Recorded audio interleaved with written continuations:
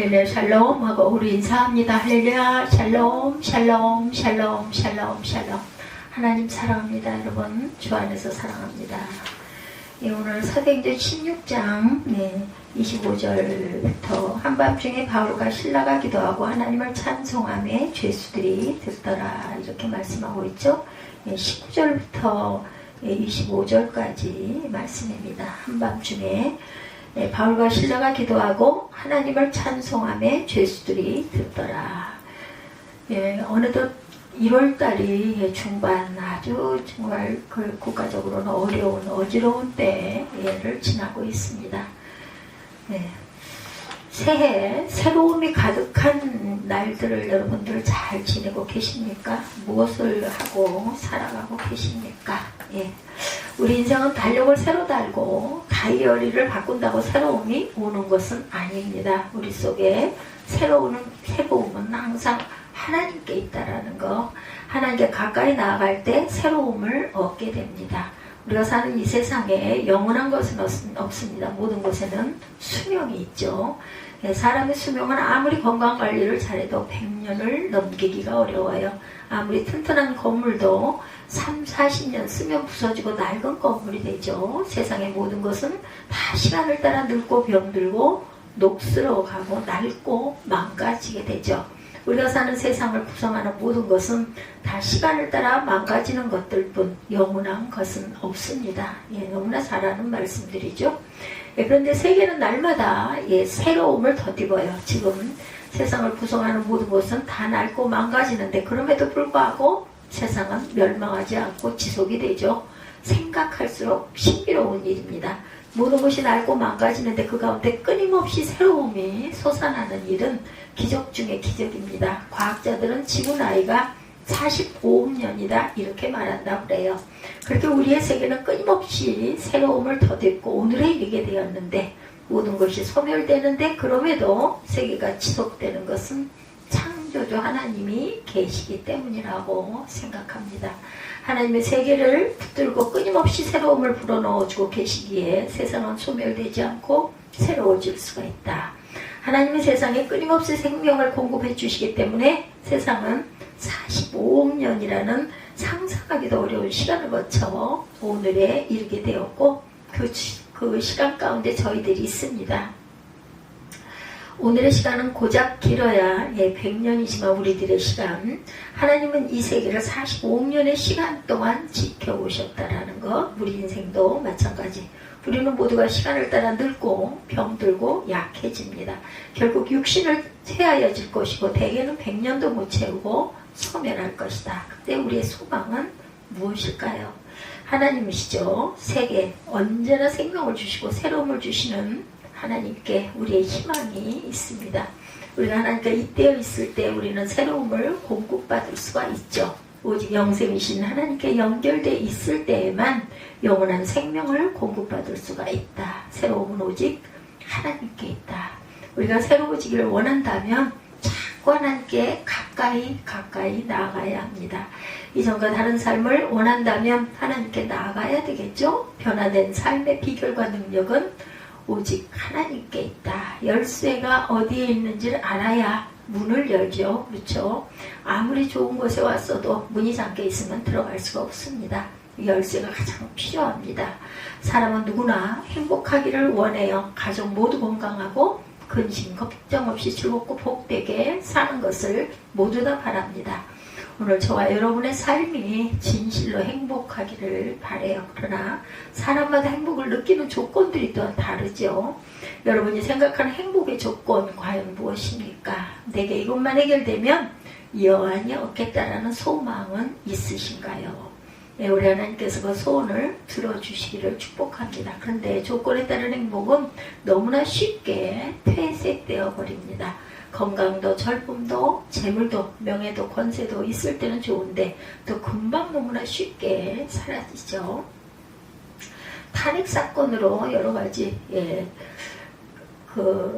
엇갈리는 그러한 그 의견들 속에 어떻게 한 나라의 대통령이 구금이 되고 그리고 거기에서 검사의 여러 가지 질문을 받게 되고 탄핵을 받고 하는 그런 모습들 그러면서도 정말 다행이다 싶은 것은 그래도 뒤늦었지만 우리에게 실체가 보여줄 수 있다는 게 정말 감사하다. 뭐 저는 아무런 힘도 없지만 제가 오늘 새벽에 방송을 좀 열심히 들었습니다. 귀로.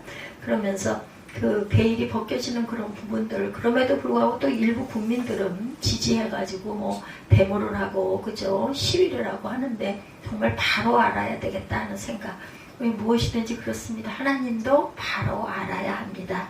인생 속의 행복의 조건들은 너무나 이렇게 쉽게 낡고 또 병들고 퇴락해 갑니다. 조건에 따른 행복은 조금씩 퇴색하다가 결국에는 사라지고 마는데 정말 천만다행이다 하는 생각을 제가 아침에 했습니다. 세상 조건들에 기쁨이 없는 것은 아닌데 기쁨의 지속성이 없다. 왜? 피조물이기 때문이다. 아무리 튼튼한 기계도 시간이 흐르면 결국 낡고 망가지게 되죠. 세상의 피조물들이 쉽게 망가지고 부서지는 것은 그 속에 새로움의 근원, 생명의 근원이었기 때문이다. 참된 행복의 비결은 하나님과 동행하는 일이죠. 우리는 살아가며 좋은 일도 만나고 나쁜 일도 만납니다. 한없이 기쁘고 행복한 일들도 있지만 다시는 겪고 싶지 않은 슬프고 고달픈 일들도 있어요. 근데 어떤 일이 좋은 일이고 어떤 일이 여러분에게 나쁜 일입니까? 세상의 모든 일에는 일장일단이 있죠. 좋은 면이 있으면 반드시 나쁜 면이 있고 또한 나쁜 면이 있다 하더라도 그 속에도 또 좋은 면도 있어요. 그래서 전화위복이라고 화인 줄 알았는데 복이 되는 경우도 있고 호사다마라고 좋은 일 뒤에는 나쁜 일이 또한 따르기도 하죠. 그러니 요지경 같은 세상 속에 좋은 일과 나쁜 일은 서로 동전의 양면과 같다. 그럼 우리 그리스도인들에게 좋은 일은 과연 무엇일까요? 무슨 일을 만나든 하나님을 가까이 하는 일입니다. 그리고 어떤 어려움 가운데서도 저는 요즘에 그렇게 기도합니다. 어려움 가운데서도 하나님의 깊은 뜻을 깨달아 알게 하옵소서. 세상을 살면서 좋은 일만 잊고 갈 수는 없어요. 누구에게나 악한 사람이나 선한 하나님을 의지하는 사람이나 똑같이 상황들은 찾아옵니다. 어렵고 힘들고 고달프고 정말 깜깜한 것 같은 절망 속에서도 빛을 볼 줄 알고 하나님을 바라고 온전한 길을 깨달아 따라갈 줄 아는 지혜를 주옵소서 하고 요즘에 기도합니다. 슬프고 고된 일을 만났지만 이 일을 계기로 하나님께 더욱 가까이 나아가 기도하고 예배하는 저와 여러분들이 되시기를 주님의 이름으로 축복합니다. 가장 나쁜 일은 하나님을 멀리하는 일, 세상의 모든 좋은 것을 다 가졌어도 하나님과 멀어졌다면 그것은 가장 나쁜 일입니다. 오늘 본문 사도행전 16장은 바울의 두 번째 선교 여행 이야기입니다. 2차 세계 그 선교 여행길 오른 바울은 지난 선교 여행에서 개척했던 여러 교회들을 방문하죠. 바울의 방문으로 교회들은 힘을 얻고 더욱 굳게 세워져 갑니다. 본문 16장 5절 보도록 합니다. 이에 여러 교회가 믿음이 더 굳건해지고 수가 날마다 늘어가니라 이렇게 증거하고 있어요. 그렇지만 순조로운 것 같은 선교 여행이 예상치 못한 어려움을 또한 만나게 되죠. 6, 7절에 보면 성령이 아시아에서 말씀을 전하지 못하게 하시거늘 그들이 부르기아와 갈라디아 땅으로 다녀가 무시아 앞에 이르러 비두니아로 가고자 했으되 예수의 영이 허락하지 아니하시는지라 무시아를 지나 드로아에 내려갔는데 밤에 환상이 바울에게 보이니 마게도냐 사람 하나가 서서 그에게 청하여 이르되 마게도냐로 건너와서 우리를 도우라 하거늘 10절입니다. 바울이 그 환상을 보았을 때 우리가 곧 마게도냐로 떠나가기를 힘쓰니 이는 하나님이 저 사람들에게 복음을 전하라고 우리를 부르신 줄로 인정함이로라. 그래서 드로아에서 배 타고 사모드라게로 직행하여 이튿날 네아폴리로 가고 거기서 빌립보에 이르니 이는 마게도냐 지방의 첫 성이요 또 로마의 식민지라 이 성에서 수일을 유하다가 안식일에 우리가 기도할 곳이 있을까요? 문 밖 가까이 나가서 거기 앉아 모인 여자들에게 말하는데 도아디라 시에 있는 자색 목감 정사로 하나님을 섬기는 루디아라 하는 한 여자가 말을 듣고 있을 때 주께서 그 마음을 열어 바울의 말을 따르게 하신지라. 그와 그 집에 다 세례를 받고 우리에게 청하여 이르되 만일 나를 주 믿는 자로 알거든 내 집에 들어와 유하라 하고 강권하여 머물게 하니라. 우리가 기도하는 곳에 가다가 점치는 귀신 들린 여성 하나를 만나니 점으로 그 주인들에게 큰 이익을 주는지라. 그가 바울과 우리를 따라와 소리질러 이르되 그 사람들은 지극히 높은 하나님의 종으로 구원의 길을 너에게 전하는 자라 하며 이같이 여러 날을 하는지라. 바울이 심히 괴로워하여 돌이켜 그 귀신에게 이르되 예수 그리스도의 이름으로 내가 네게 명하니 그에서 나오라 하니 귀신이 즉시 나오니라. 여종의 주인들은 자기 수익의 소망이 끊어진 것을 보고 바울과 실라를 붙잡아 장터로 관리들에게 끌어갔다가 상관들 앞에 데리고 가서 말하되 이 사람들이 유대인인데 우리 성을 심히 요란하게 하여 로마 사람인 우리가 받지도 못하고 행하지도 못할 풍속을 전한다 하거늘 우리가 일제 일어나 고발하니 상관들이 옷을 찢어 벗기고 매로 치라 하여 많이 친 후에 옥에 가두고 감수에게 명하여 든든히 지키게라 하니 그가 그런 명령을 받아 그들을 깊은 옥에 가두고 그 발을 창고에 든든히 채웠더니 한밤중에 바울과 실로가 기도하고 하나님을 찬송하며 죄수들이 듣더라. 그래서 오늘 제목이 하나님을 찬송하네 이렇게 나와 있죠. Singing Humans to God입니다. 내용 여러분들 쭉 읽어보니까 이해가 되시죠? 성경은 예수의 영이 허락하지 않으셨다 이렇게 전하죠. 어떻게든 소아시아 지역의 선교로 지평을 열려고 애썼지만 부르기아와 갈라디아를 지나 무시아에 이르러 소아시아의 서북 지역인 비두니아로 가려 했는데 길은 열리지가 않습니다. 성경은 예수의 영이 허락하지 않으셨다 이렇게 증거하죠. 위대한 바울도 자신의 계획이 좌절되는 아픔을 겪습니다. 성경에는 이렇게 간단하게 기록되어 있지만 얼마나 힘들었겠어요. 복음을 위한 일이었고 주 예수께 받은 사명을 다하기 위한 계획이었어요. 그러나 계획은 좌절되고 맙니다. 하지만 바울은 낙심하지 않죠. 어느 때도 하나님의 뜻을 다 할 수 없기 때문에 하나님의 뜻이 여기에 있지 않나 보다 하죠. 바울이 드로아에 이르러 기도하던 어느 밤 기도 중 환상을 보게 되죠. 마게도냐 사람 하나가 바울에게 나타나서 말하죠. 마게도냐로 건너와 우리를 도우라. 8절에서 10절까지 우리가 쭉 읽었어요.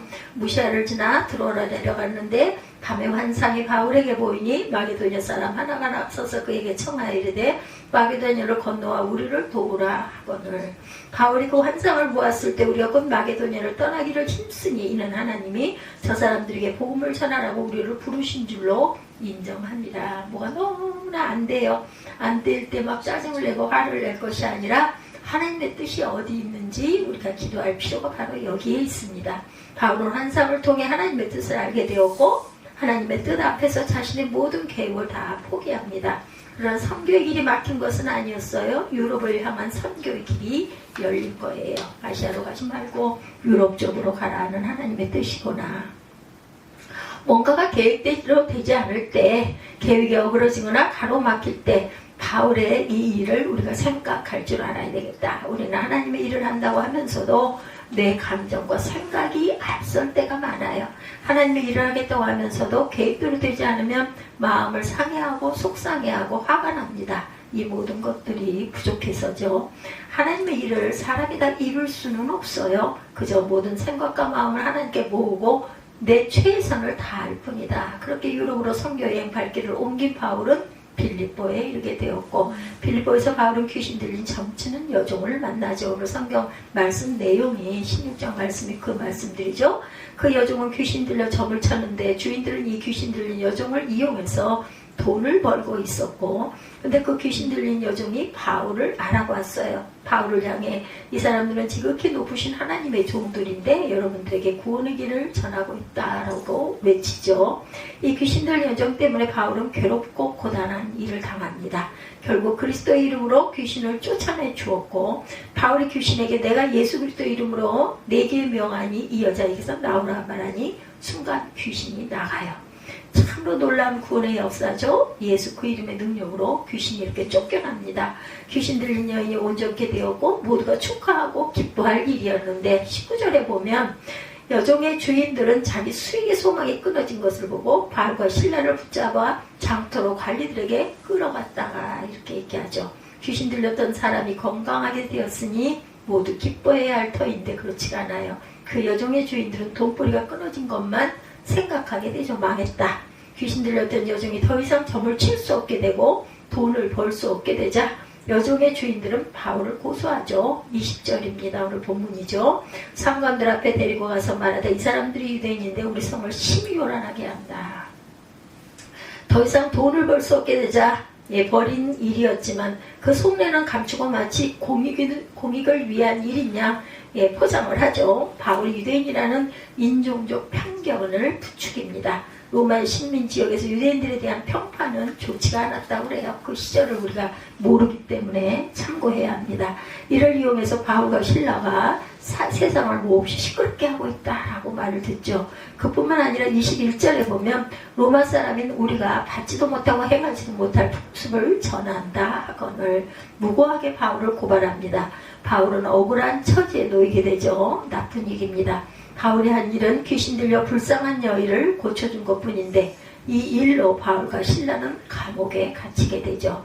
16장 22, 3절에 보면 우리가 일제히 일어나 고발하니 상관들이 옷을 찢고 벗기고 매로 칠하여 많이 친 후에 옥에 가두고 간수에게 명하여 든든히 지키라 하니 아주 유명한 구절들이죠. 바울과 실라는 지금 감옥에 갇혔어요. 기가 막힌 노릇입니다. 나쁜 일도 이렇게 나쁜 일이 있을까? 그렇죠. 자빠져도 코가 깨진다. 이격입니다. 유럽을 향한 길, 그러니까 지금 빌립보에 이르게 된 것은 바울이 원한 일이 아니었어요. 환상 중에 주신 성령의 역사에 순종해서 그곳에 가게 되었는데 바울이 한 일은 복음을 전하는 것뿐이었습니다. 귀신 들려 불쌍한 여성을 고쳐주었어요. 근데 그 결과 억울하게 누명을 쓰고 옷은 찢기고 욕먹고 매맞고 결국 감옥에 갇히고 말죠. 그런데도 바울과 실라는 원망하지 않고 낙심하지 않습니다. 기도하며 하나님을 찬양합니다. 저 같으면 어떻게 했을까요? 낙심하고 많이 울었을 것 같아요. 말도 안 되는 억울하고 원통하고 속상한 상황에 처했지만 바울과 실라는 기도하며 찬양합니다. 그리고 그때 하나님의 역사가 나타나죠. 25, 6절 기적입니다. 한밤중에 바울과 실라가 기도하고 하나님을 찬송하며 죄수들이 듣더라. 이에 갑자기 큰 지진이 나서 옥토가 움직이고 문이 곧 다 열리며 모든 사람의 매인 것이 다 벗겨진지라. 억울한 일을 당했지만 찬송하며 기도할 때 역사가 일어났다. 갑자기 큰 지진이 일어나 감옥에 터전이 흔들립니다. 그리고 문이 모두 열리고 죄수와 그 죄수의 수감이며 착고가 모두 다 풀려버려요. 무엇이 나쁜 일일까? 하나님을 멀리하는 일이 나쁜 일이죠. 무엇이 좋은 일일까요? 하나님을 가까이 하는 일이 기적의 일이 일어나는 그런 좋은 일이다. 무슨 일을 만나든 어떤 형편이든 이 일로 기도하게 되고 하나님을 가까이 찾게 되었다면 감사하시기 바랍니다. 하나님께 가까이 나아감이 모든 회복의 시작이다. 바울은 억울한 누명을 쓰고 감옥에 갇히고 온갖 고초를 겪었지만 하나님을 찬양하고 기도하며 예배하는 일을 기뻐했다. 그렇게 감옥에서도 감사하며 찬양하며 예배할 때 놀라운 역사가 일어나죠. 그리고 그것을 지키던 간수와 가족들까지 복음을 믿고 구원하는 놀라운 일이 전도도 되죠. 33, 4절에 보면 그 밤 그 시각에 간수가 그들을 데려다 그 맞은 자리를 씻어주고 자기와 온 가족이 다 세례를 받은 후에 그들을 데리고 자기 집에 올라가 음식을 차려주고 그와 온 집안이 하나님을 믿음으로 크게 기뻐하니라. 기적의 사건이 일어나니 안 믿을래요? 안 믿을 수가 없어요. 눈으로 봤으니. 그렇죠? 그리스도인으로 믿음 지키며 사는 일이 순탄한 것만은 아니다. 더구나 생각지 못한 환난과 어려움을 만나게 되면 고민의 깊이는 더욱 깊어집니다. 그리스도인의 삶은 때때로 억울한 일을 당하기도 하고 웃음거리가 되기도 하고 또한 큰 손해를 보기도 합니다. 그러나 우리는 언제 어디서나 크리스찬이라는 것을 잊어서는 안 된다. 무슨 일을 만나도 내 그 정체성 절대로 잊지 마시기 바랍니다. 어려운 일을 만났을 때 옥중에서도 찬양과 기도를 멈추지 않았던 바울과 실라를 기억하십시다. 아무리 나쁜 일도 주와 함께라면 그죠? 좋은 일이 되죠. 그러나 아무리 좋은 일이라도 주와 함께가 아니라면 나쁜 일이 된다. 임마누엘의 하나님이 가장 중요하죠. 바울은 이 사실을 잘 알고 있었어요. 억울하게 매를 맞고 옥에 갇혔지만 실망하지 않고 하나님께 간절하게 기도했을 때 하나님께서 기적을 베풀어 주시죠. 찬양으로 기도와 찬양으로 예배하는 바울의 모습, 실라의 모습, 예배자의 모습입니다. 그리고 그때마다 하나님의 놀라운 역사가 바울을 통해서 나타나죠. 예, 새해 이제 어느덧 1월이 거의 다 갔어요. 정신없이 하루하루가 일주일이 바로바로 지나가죠. 예, 이제 구정이 또 성금 앞에 다가왔습니다. 무슨 일을 만나도 더욱 하나님께 가까이 나아가시는 저와 여러분이 되시길 바라요. 말씀과 기도로 언제나 어디서나 예배자로 살아가는 저와 여러분들 되시기 바랍니다. 우리는 내 인간 능력을 의지하지 않아요. 오직 예수 그리스도만 의지합니다. 우리 구주 예수 그리스도를 의지함으로 무슨 일을 만나든지 믿음으로 승리하는 복된 2025년 새해가 되시기를 주님의 이름으로 축복합니다. 예, 오늘은 사도행전 16장 전반에 걸쳐서 25절까지 쭉 읽으면서 내용을 파악했고, 우리가 어떻게 했어요? 이렇게 어려움 중에도 한밤중에 바울과 실라가 기도하고 하나님을 찬송하네 이렇게 나와 있죠. 그랬을 때 기적의 역사가 일어났다. singing humans to God입니다. 우리가 항상 기도하는 믿음들이 되시기를 주님의 이름으로 축복합니다.